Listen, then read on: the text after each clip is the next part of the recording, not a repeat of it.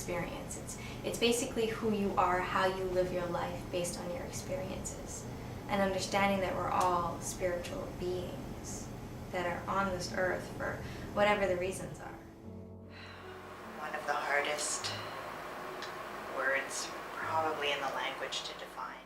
I believe that spirituality is really at the heart or center or at the core of where life comes from. Spirituality is most aptly summed up in God loves me. Spirituality for me is knowing and not doubting what I live for and how I need to keep focusing on God, focusing on the gifts that I receive. That is my spirituality. According to Judaism, spirituality plays an integral role. Spirituality is trying to understand how a soul ended up in a body, and as a result, the body and the soul, which should be two exact opposites, are really one. They work hand in hand, and they help us fulfill maybe a higher purpose in this world. That I take the time on a regular daily basis, morning and night, to be connected to my own inner voice, which is part of my physical being as well. It's not just that I don't walk around thinking I'm just a spiritual person. I believe that it's both. It's both the physical and the spiritual. I mean, it's an interesting thing. It's a deeply personal experience, a deeply intimate experience, and yet a completely collective one. Spirituality for me would be anything that isn't like material plane. First, it's an inner experience. It's something that's felt for me as opposed to thought. Well, I mean, it has no bearing on my life really. Insofar as like I don't think about, you know, my soul or the spirit or God really. Null and not applicable. Hallelujah, hallelujah. I think it's an invisible person that's everywhere, and there's just one God. Definitely believe there's a greater source of energy out there that we can tap into.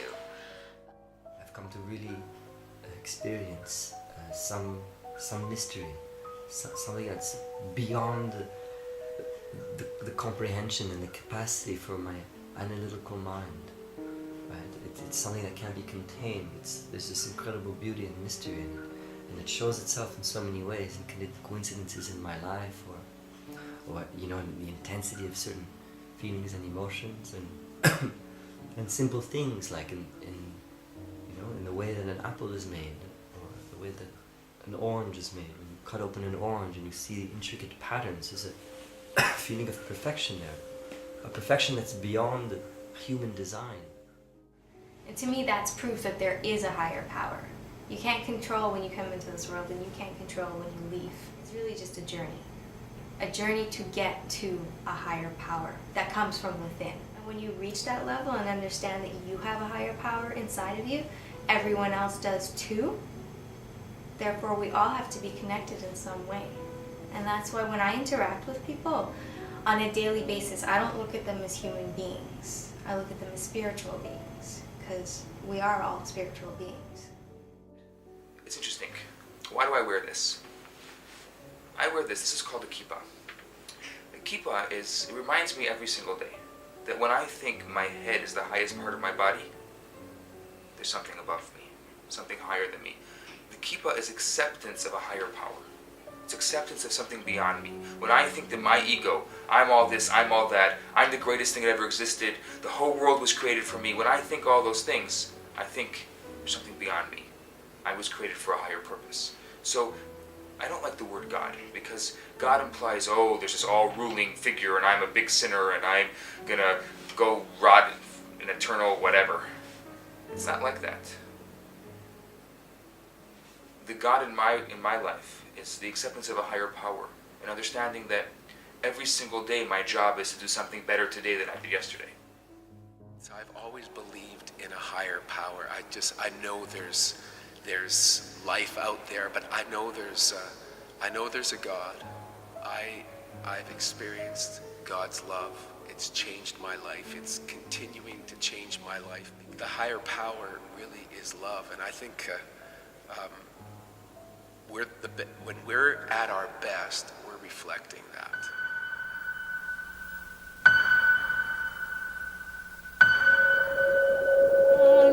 Oh Lord, my trouble so hard. Don't nobody know my trouble but God. Atheism is a lack of God or no God, or belief that there is no God. I was introduced to philosophy, to Nietzsche, to like thinkers where it was just, oh, so like there is no God.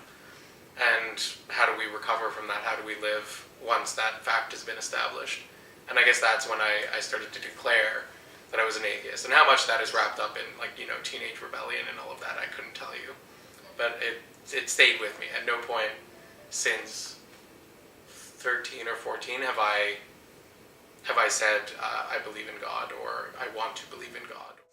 I am a heroin addict, or recovering heroin addict. Went to rehab and they suggested God, as, you know, that I suffered from a spiritual malady, and that only a spiritual solution would save me or make me better. It seemed wrong that I would go, well, I don't believe in God, but I'm being told God will be useful, so I'm just going to pick it up like a shovel, like it's some useful tool to use.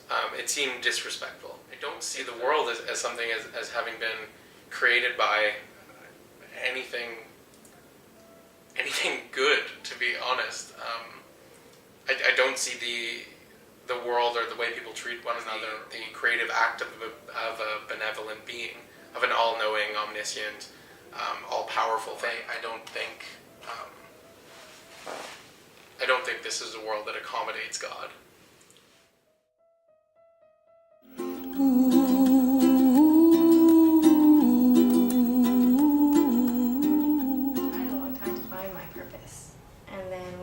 When I became a yoga teacher, I realized that my purpose is to just live.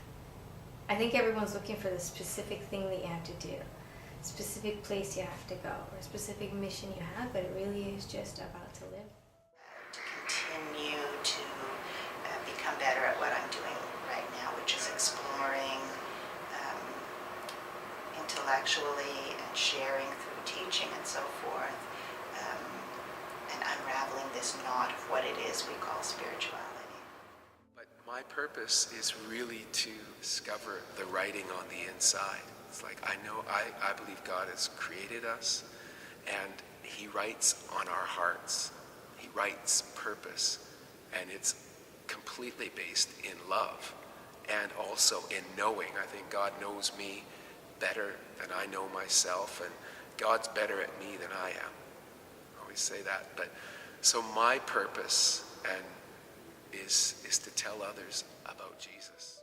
To achieve peace within myself, to achieve happiness within myself, acceptance of myself and my surroundings and the world the way it is. I think that every single person has a unique imprint in this world. There's no way that two people can come in this world for the same reason. I'm trying to create a better world, trying to inspire people to do good, trying to do something better every single day, trying to create unity and trying to show. I spend a lot of time with various religious leaders, and we talk about similarities within people, and I really think we have to, as a people, as a community of the world, we have to come together and realize that we all together share a common purpose and a common story. My purpose is to know myself, and to heal. I feel like we come to the earth to heal ourselves, and our whole life is nothing but context and pretext to allow that healing to happen.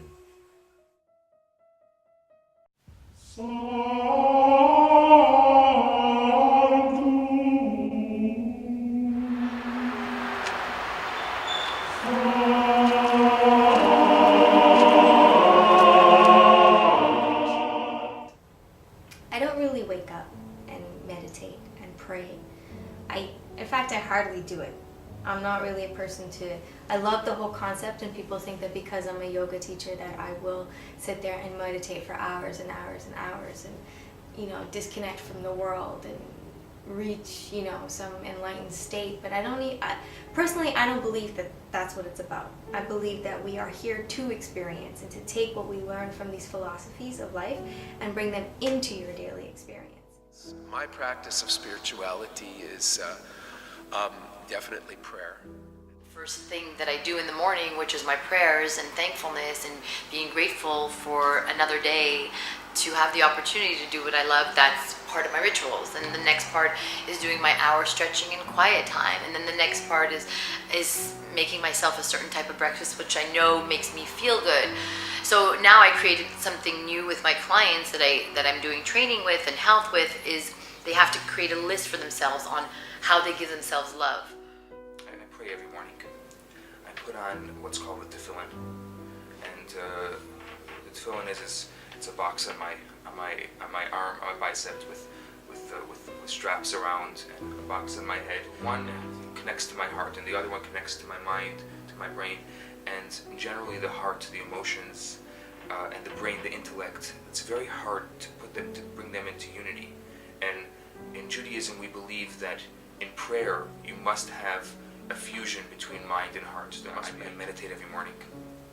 I think that meditation is a way to be able to open up. I do Jewish meditation, actually, which is a little more cerebral. It's not about emptying yourself, but it's about emptying and then filling yourself with the right